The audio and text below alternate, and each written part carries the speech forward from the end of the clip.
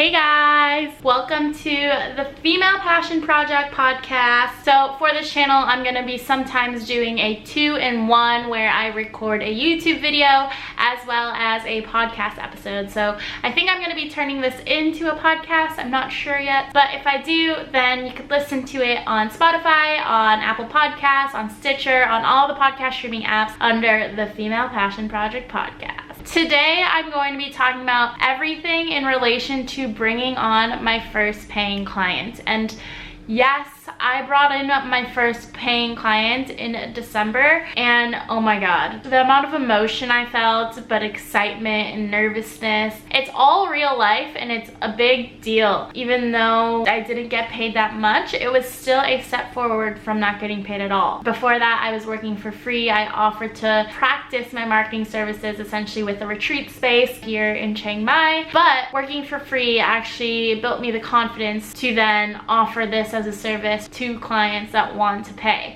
And so even just that, working for free with my first, I guess, client ever, led me to gaining this confidence to taking on my first client with actually excitement, knowing that I was capable of actually running the ads, running the Facebook marketing, running the Instagram ads, and getting him clients for his retreat, or at least leads for his retreat and his coaching service and everything along that nature. So just to give you a little bit of a backstory on my experience, because a lot of people always ask me like, 22, how do you know all this stuff and what? You already are taking on clients? And so I'm just gonna give you a little backstory on my experience in the social media marketing space and realm. So I opened up my first e-commerce store when I was 18. I was selling jewelry. I opened actually a couple different e-commerce stores.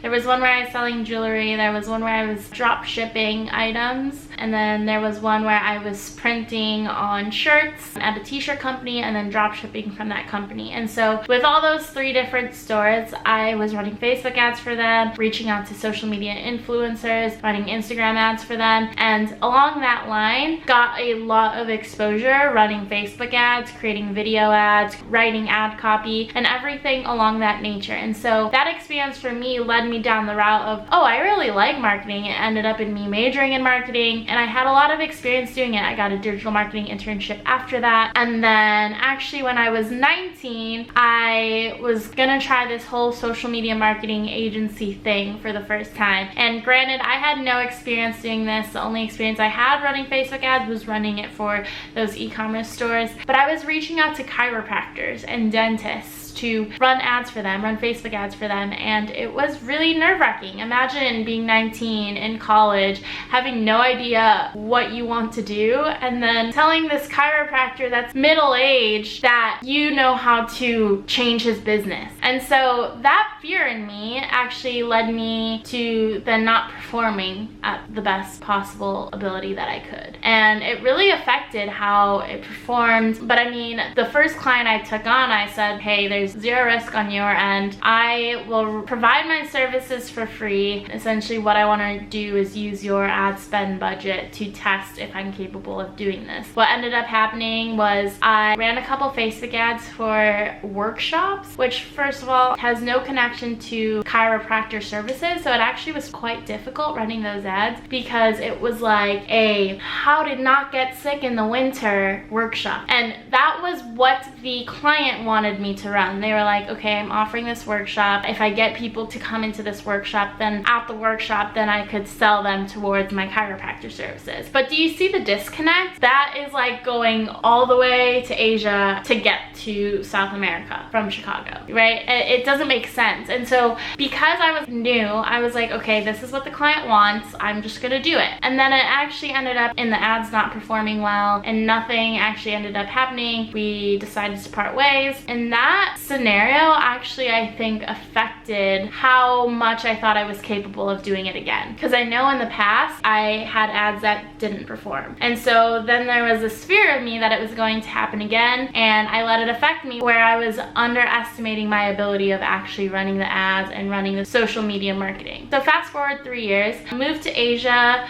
knew this whole social media marketing thing was a good idea, at least for me, and wanted it all to be structured under what I wanted to do in the future. In the future, I want want to focus on stuff in the wellness space, holistic healing type stuff. Because I am in the marketing space, I wanted to apply my marketing knowledge to now the wellness space. And I literally wrote that out in my life book. I was like, I want to run marketing campaigns for people in the wellness space. And once I decided on that, it actually led me to working with a retreat space for free, testing out my marketing knowledge and capabilities again there for free, and then seeing what I was capable of. And then I actually learned a lot working with that retreat space, and the confidence to actually do this full time, because I have no other choice but to make it work out. I mean, in reality, I guess I could go back home and get a job, but that's the bottom, like last resort. Testing out my ability again for free gave me the confidence boost that I needed to go into the social media marketing space after something that happened 2-3 years ago, but still affected me subconsciously. But I think now that I actually brought on paying clients, I think that fear of failing again worried me. And I know failures don't exist, it's always learning, and I did learn a ton, but it was something that stuck with me. After that happened, I was like, oh, I don't want to do this anymore, and stepped completely away from the social media space, the entrepreneur nomad space, and just ended up getting a job at a boutique and then an internship at a company. At the end of that, it all led me to social media marketing anyway, so I guess it's all good in the hood. So then working for free actually ended up in me running ads for a friend of a friend here in Chiang Mai. And that's the best thing about Chiang Mai and actually consistently meeting people, is that once people know what you do, then they will reach out to you without you having to do client outreach. Granted, I still do client outreach, but my first paying client was actually handed over to me from a friend's suggestion, because they're like, oh, you need help promoting your retreat? Angelique just promoted a retreat and she did really awesome at it. And so that's where the connection was made. And the power of actually networking and building out that network and making sure your network knows exactly what you do, those connections, oh my god, it's insane. Like, I've met so many people in Chiang Mai that actually have met their business partners through networking, and then now have like this boss ass company running, and it's insane. So taking on my first client, I was really nervous. One, because it was like a friend of mine and a friend that I see often, so then I knew for certain, I was like, I have to make this successful, because if I don't, it'll be really awkward if I see him, you know?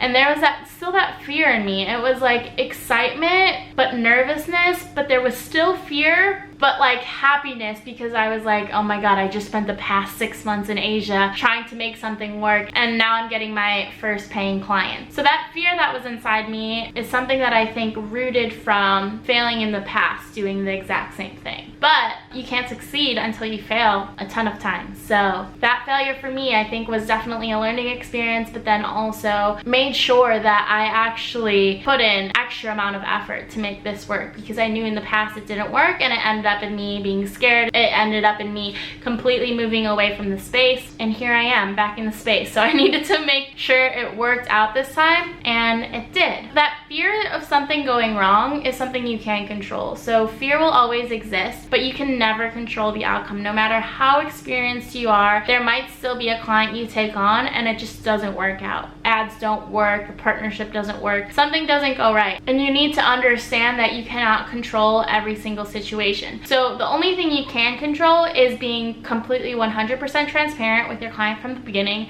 So this is literally what I told my first paying client was, hey, listen, like, this is my first time essentially getting paid for this specific thing. I've created funnels in the past, I've ran Facebook ads in the past, but this is the first time I'm doing it in this space being paid. And I told him from the beginning, I was like, I won't charge you for a monthly management fee because I don't know what I'm capable of. I won't charge you for a setup fee because I am still at the beginning stages where I want to test out my knowledge. Essentially, what it's gonna look like is I'm gonna run your ads. The first couple weeks actually are a testing phase. The testing phase is an ad spend budget for that testing week, and and you might lose money, you might gain money, but essentially it's just for Facebook to take as much data as they can for the ads we're running for your retreat. And I told him straight up, I was like, I won't charge for my actual service, but I'll charge whatever leads I can get you.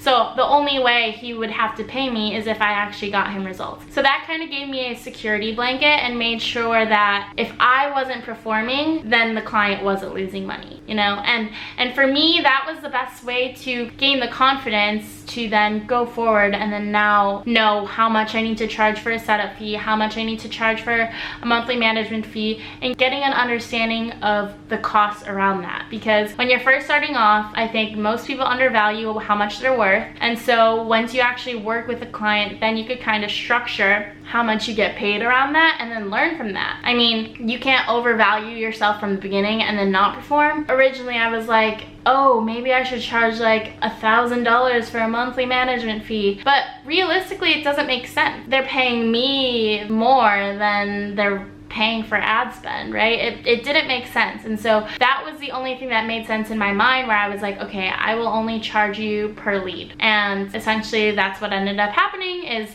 I charged him per lead, and he was really cool with that and really appreciated the fact that I was 100% transparent with him. I think for the majority of my life, I was always a people pleaser, and that's what happened actually taking on my first client when I was 19, the chiropractor. I was like, okay, you want to run this ad for this workshop, even though I know it doesn't connect to your services and your offerings, but I'll run them anyway because you want it. I was always a people pleaser. But what I've learned is people appreciate blunt honesty, transparency, authenticity. And so from the beginning, I literally told him everything that I thought would be a good idea for his ads, for the retreat, everything he needed to do before the retreat.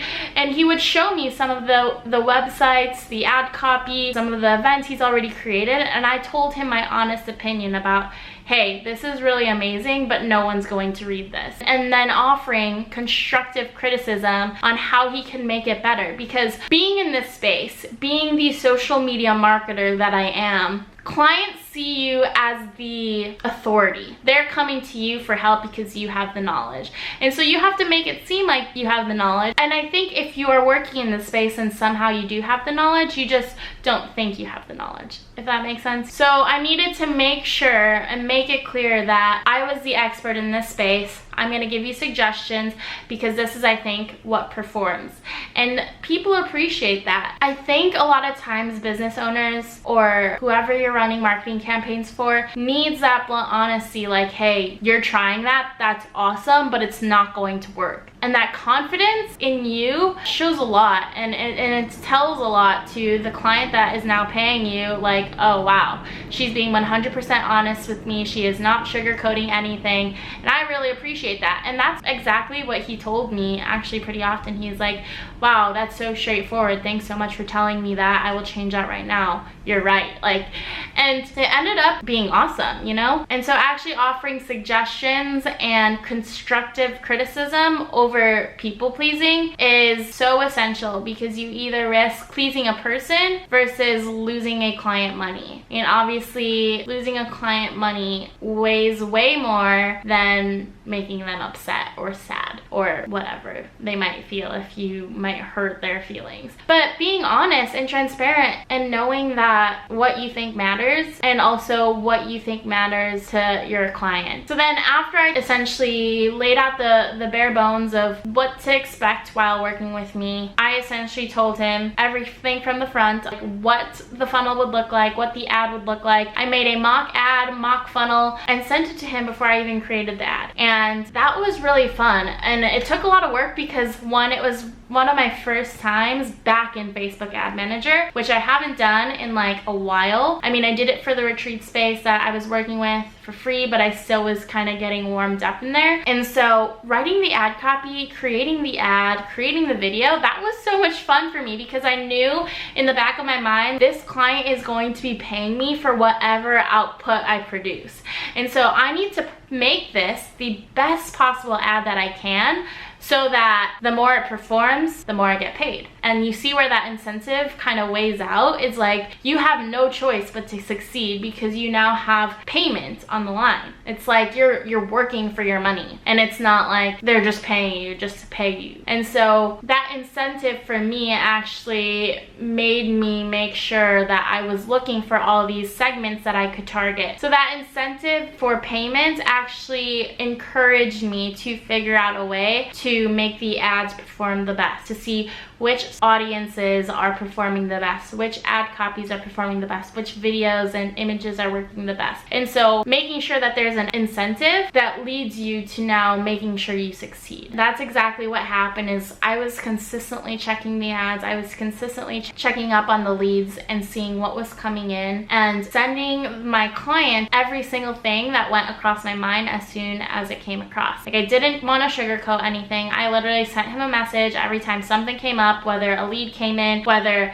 ads were performing, whether ads weren't performing, and I told him straight up, hey, I'm running this ad for this specific targeting. It's not performing, I'm gonna turn it off, but this one is performing and I'm gonna scale it up. Being 100% transparent as soon as I know was the best thing. I didn't want to wait anymore. I didn't want to then wait by the end of the day and give them a day update. I think people appreciate it when you're on top of it. So when you're sending them information and anything along those lines, as soon as you get the information, they appreciate the fact that you're so on top of things. They know they could trust you because you're handling their money, and the fact that you're being so open and conversational about the entire thing is just amazing, because people actually appreciate the fact that you are a human and you're being honest and you're not sugarcoating things, because what's on the line is money. Their money, because they're spending it on ads. But also the fact that I would be getting money only if the ads that I create perform. So essentially the entire process was exciting. It pushed me outside my comfort zone, definitely, but it was fun. And I think that's the most important part, is like to make sure that you're doing something that you like doing. And I think it's fun creating ads. That entire process was hard work, exciting, nerve-wracking, but it definitely pushed me outside my comfort zone. But that's the best part about it, is I had no choice but to make sure that everything I put into it came out of it. I charged per lead. I got him 2 coaching clients and then a number of leads that are interested for events in the future. And that's just really, really exciting, because a couple months ago I didn't think I was capable of it. But then being transparent with the first client I ever brought on and saying, okay, I know I'm capable of this, we could test it out with you. I will do my best and will only charge you if I actually perform. And a lot of people appreciate that. They like seeing the spark that goes off within you. So if you know you could provide something and then only charge once it's created or done or completed, I think more clients are willing to now take you on, as opposed to, hey, I have no experience, hire me for $2,000. Like, no one's gonna do that at all. So if you're transparent and say, hey, I don't have experience, I'm working on building out my portfolio and testimonial lists, I'm willing to do this and only get paid if I actually perform and say what I'm gonna do. That's essentially how you win over a client too. I think anytime. I think once you're getting consistent clients, then that's when you could kind of weigh out, oh, okay, I've done this in the past, blah, blah, blah, blah. But if you're still on the fence and like no one knows what you're doing yet, you could consistently do that with a client and then say, okay, I won't charge you for my services, but I'll charge you when the ads perform, when the video's created, whatever you choose to do. And that's how you win over clients, is just being honest and telling them like, hey, look, this is what's going on and this is what's going to happen. And then it led me to, after his retreat, getting paid for the first time. And I was like, I always thought it would be awkward asking for money, but it was super chilled out. I actually made an official invoice for my business and my company name, Vesteel Media, and sent it to him and said, you could either PayPal me, make a bank transfer, or write me a check. And I'm actually gonna pull it up right now. And so this is a picture of how much I got paid for the first time. It's not that much, $150, but it was exciting. And now I am now working with a client who's paid me over double that already, and that's just as a setup fee. And so it's been insane. $150 was the first ever paycheck I brought in from a personal client that I brought on. And oh my God, the emotion I felt was insane. I celebrated a small win because I was like, oh my God, that just happened. I took on my first client, ads worked. I got him him his own clients now, and it's a win-win for everyone. And then I got paid for the first time, and it was insane, and I was so excited. So like $150 here in Chiang Mai actually gets you pretty far, and so I was really excited. It just went to my savings, and now I've taken on another client that instead of now working for free, I am doing per lead plus setup fee, and I've already earned triple that. So it's so exciting. I'm honestly so excited, and taking on my first client was something that I was always scared of, but once you actually do it, it's like, oh my god, this is fun. Like, it's so fun that if I perform, if I do this, then you will win too. Like, you will get clients too. And I think I just really like the social media space. I have always been fascinated with video editing and graphic design editing and writing and ad copy and content writing and all this stuff. I always enjoyed doing it, but didn't know how I enjoyed doing it this much until I actually took on my first client. So that was so exciting. That's kind of what happened when I took on my first paying client, and I wanted to share that with you because obviously that's what I'm here for. I'm sharing my entire journey with you guys, and also just want to have a place where I can look back on and see what I was feeling in that moment of, oh my god, I took on my first client that month. That's insane. And it's really exciting. I'm really excited for what 2020 has for me. I've already taken on 2 clients in January, in the first 2 weeks of January, and those are 2 paying clients, and that's really exciting for me because I spent 6 months in Asia not knowing what I was going to do, and comes January I've got 2 paying clients, and now I think it'll just be like a domino effect. Now that I have these testimonials, I could use them and now find other clients, and it's a chain reaction. It's really exciting, and yeah. Thanks for watching. I hope you enjoyed this video. If you did, comment below if you've taken on your first client, what emotions you felt, because I'm curious to know if I'm just like the only one that's in my head at times when it comes to working with clients. I just want to know how you guys feel. So comment below, and I'd love to read them, and I'll see you guys in the next video. Bye.